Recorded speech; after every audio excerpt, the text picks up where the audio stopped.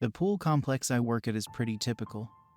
If rather large, it's not in the center of the city, it's closer to the edge, and as such has loads of space to work with. There are gyms and courts and several large pools that it's comprised of, all interconnected with warm and pleasantly humid plexiglass tunnels, extra appreciated at this time of the year. Sometimes as I'm walking through one such tunnel in my shorts, sandals, and lifeguard shirt, I'll catch a glimpse of someone outside, shivering through their coats in the snow, and I can't help but feel relieved to be on this side of the glass. My boss is an eccentric lady, the manager. She laughs and smiles a lot, but damn if she doesn't always look so tired. It's like I can see the stress aging her in actual, real time. She needs to take it a little easier, is what I think. We're just leisure facility workers.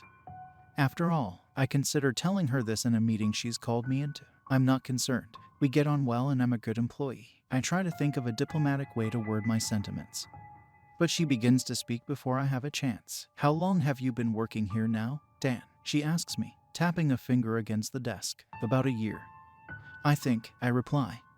And there is a pause. I can't quite put my finger on it, but something suddenly changes. The atmosphere becomes a little more strained, a little more tense. I shift uncomfortably. Kate, my boss, glances up from the desk and over my shoulder. I turn around to see one of my colleagues behind me through the open doorway. Nice guy. He's been here longer than me, I think. But the moment my eyes meet as he turns away and heads off and away out of sight, I look back to Kate and the silence stretches on. I manage an awkward laugh, but she does not smile with me. Now, the employees that have been with us for as long as you have, Dan, are given the opportunity to earn a little extra money. Ah, okay, I reply, eyebrows raised. She rubs her wrist absent-mindedly, running a thumb over the V she has tattooed there as she looks at the wall in thought. We run night sessions here sometimes. Did you know that? She says, still not looking directly at me. For real. I ponder this. No, I didn't know. Is this a recent thing? No, she replies, and does not elaborate any further. More silence. I shift with discomfort in my seat.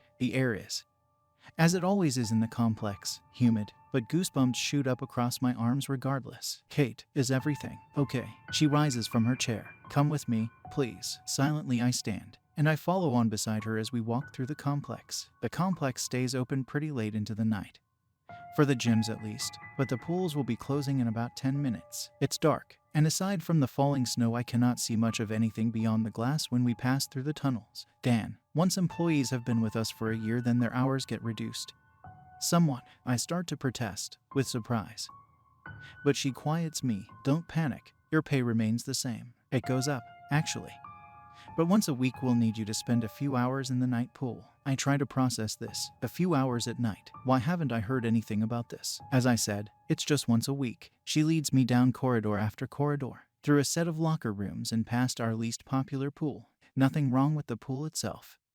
It's just an unusual shape and a little further out of the way than the other three. Kate leads me through one of the doors at the back, past steaming pipes and whirring filters. Round a corner we go, beneath a blinking emergency exit sign, and I find myself starting to get a little anxious. My gut is telling me something, but I don't know how to respond.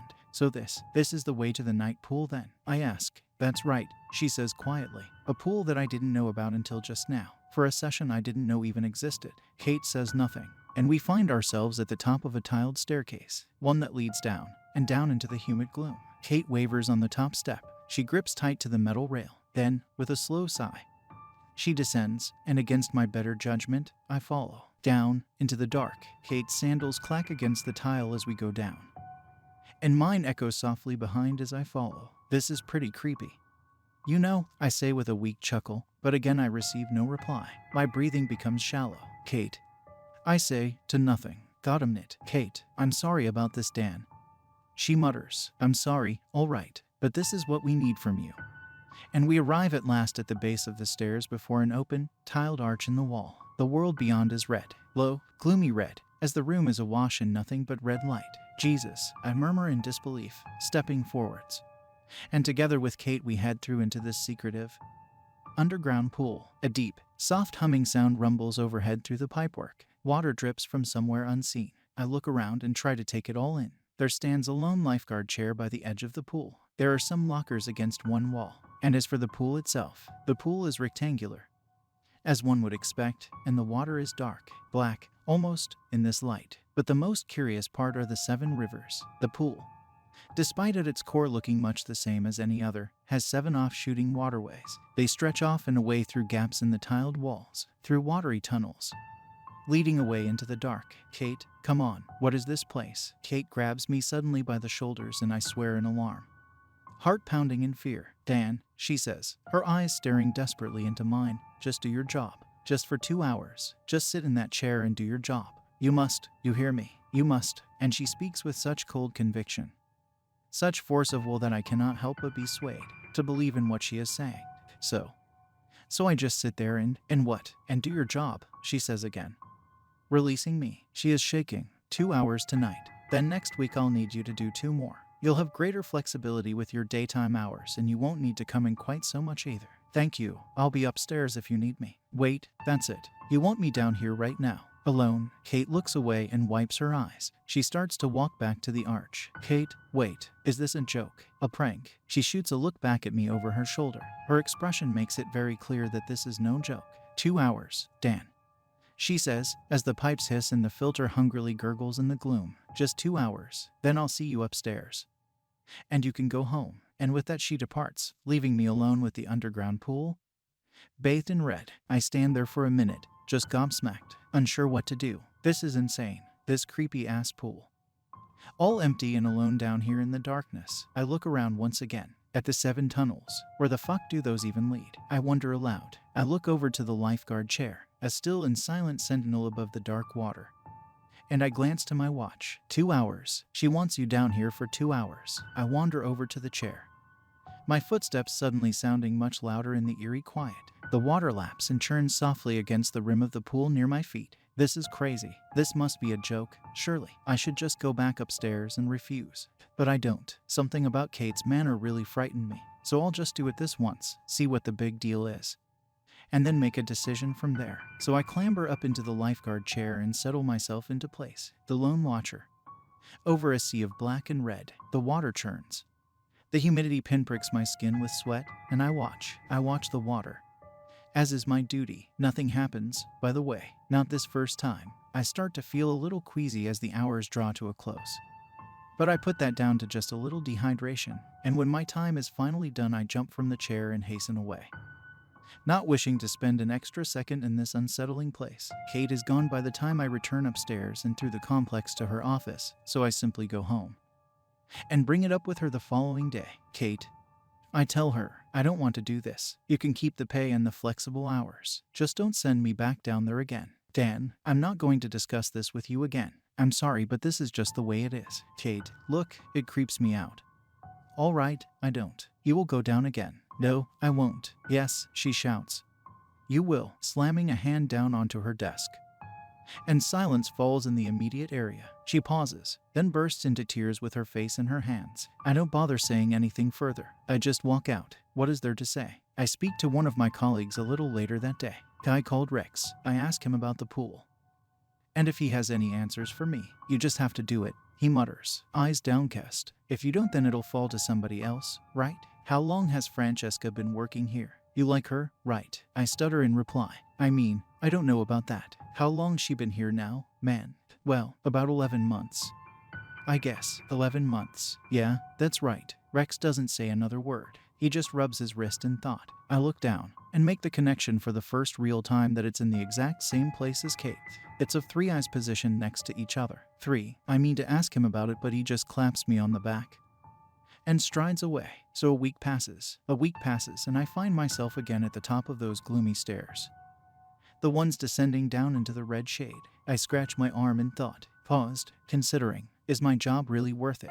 I think to myself, is it worth it to go back down to that awful place? You're joking, right? Comes the rebuttal. It's 2 hours of sitting on your ass. 2 hours and you get to keep one of the best jobs you've ever had. You like it here. You've just been given a raise. It's 2 hours in a red room. Man up and get the fuck down. Fine, I think to myself, steadily descending the tiled stairs. But there's something else going on here. Something not right, and I'll find out what it is. Kate barely looks me in the eye these days. Something's seriously up with her, and it's scaring me. I take a deep breath as the levels of light lower and shift to a more total, foreboding red. I step down onto the damp tiled floor of the lowermost level and walk cautiously through the arch and into the pool room. As before, entirely empty. One pool, with 7 off-shooting rivers that run through tunnels in the tile, leading away through the dark, and the lifeguard chair, waiting patiently for my arrival. I head over and climb on up. Sitting with a small sigh in my hands clasped, I look out over the face of the water. Dark, black, it swallows the feeble red light and softly churns, demanding more. Perhaps. I stare at the water, waiting, and willing the time to go faster, until I zone out. Movement. I am shocked from my careless dozing by what I assume to be movement in the water. In a panic, I grip the sides of the chair and lean forwards, eyes wide and staring at the very center of the pool. My heart beats suddenly rapid and painful. I wait, and I watch, waiting for confirmation of what it is that I saw, hoping beyond hope that it was nothing more than my imagination.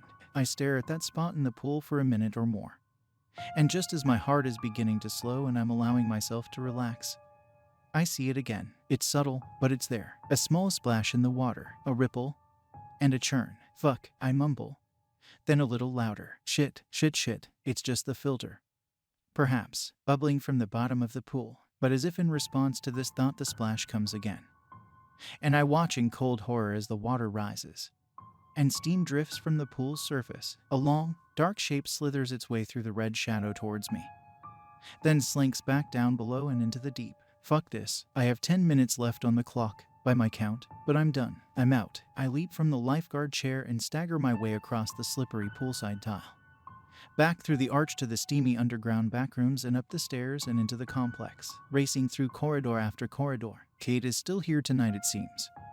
I find upon my arrival at her office, face red and breath shallow. What the hell is this, Kate? I shout at her. Tell me what the fuck is going on. You think I wanted this? She mutters in a low voice, leaning forwards. She doesn't seem surprised by my outburst in the slightest. You think I wanted to be a part of this hell, Dan? She scratches at the V tattoo she has on her wrist. We do our duty. As lifeguards. I allow myself a laugh and throw out my hands. This is insane. Tell me, Kate, what exactly is in the pool below our complex? She looks at me, then she looks at her watch. You left your position early, she says. No one is watching the pool. No one is watching I begin, incredulous. Then I stop, close my eyes, and take a breath. Kate, I say to her. I quit, and without another word I turn and stride from her office. I leave the complex behind, shivering in the snow.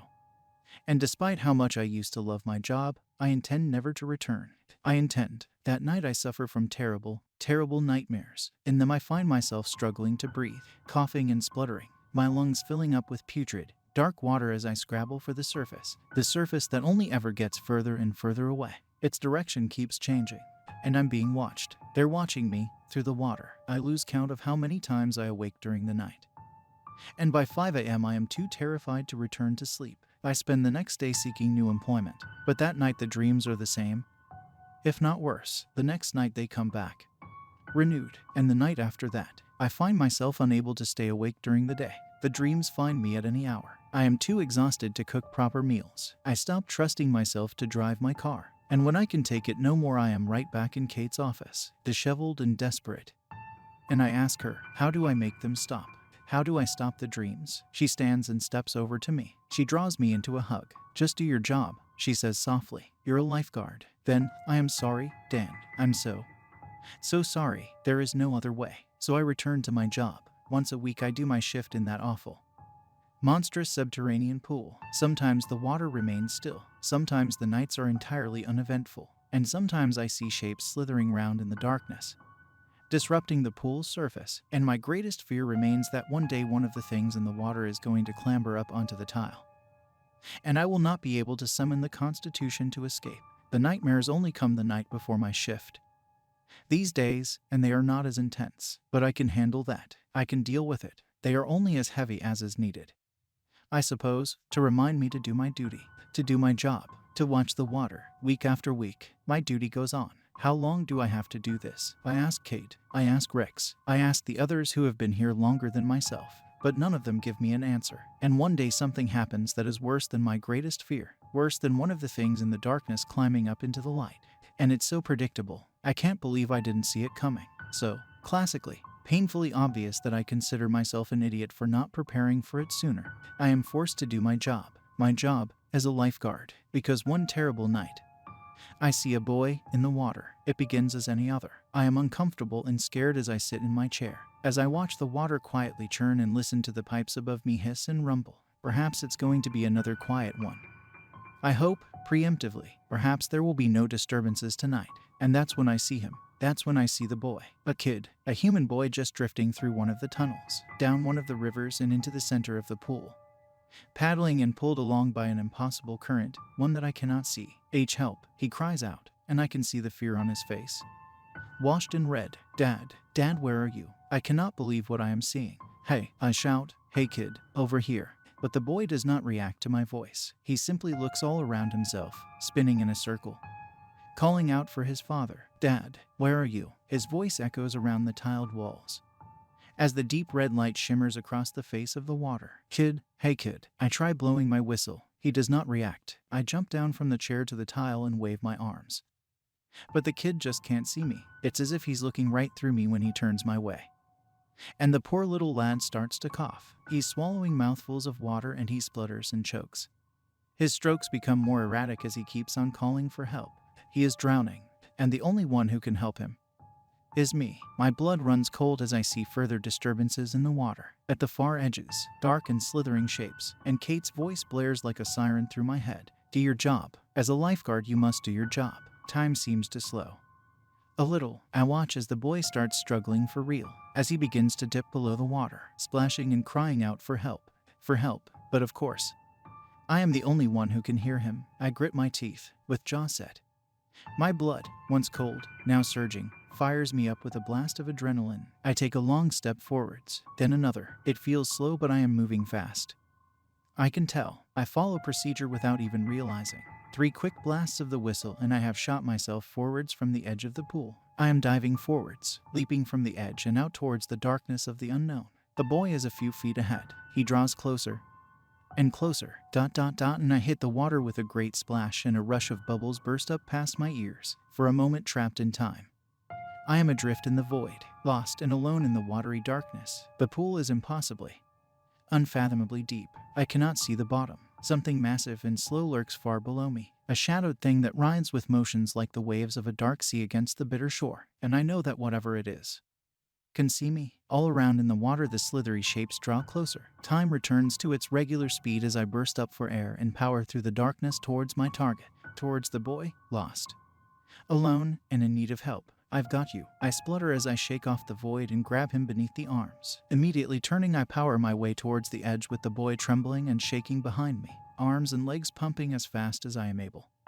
Though I cannot loose that terrible feeling of being flanked by the things in the water, getting closer and closer, closer and closer. I do not know what would happen if they were to reach me, but they do not today, at least. I reach the edge and with a roar of strength I bring round the boy and holding him to my chest I clamber clumsily up and onto the side. I roll away from the edge of the pool, still clutching him as I try to put as much distance between us and the water as I am able. Shooting a look back reveals those menacing dark shapes slink quietly back into the depths, and I come to an exhausted halt, looking down at the boy and moving to help him sit up as I catch my breath. But there is no boy, not anymore, just a boy-sized shape, comprised entirely of water. And the second that I comprehend this fact, the water acts as one would expect it to. It just melts right through my hands, splashing down across the tiles and washing over and away. A solid, and then, formless, gone, still panting.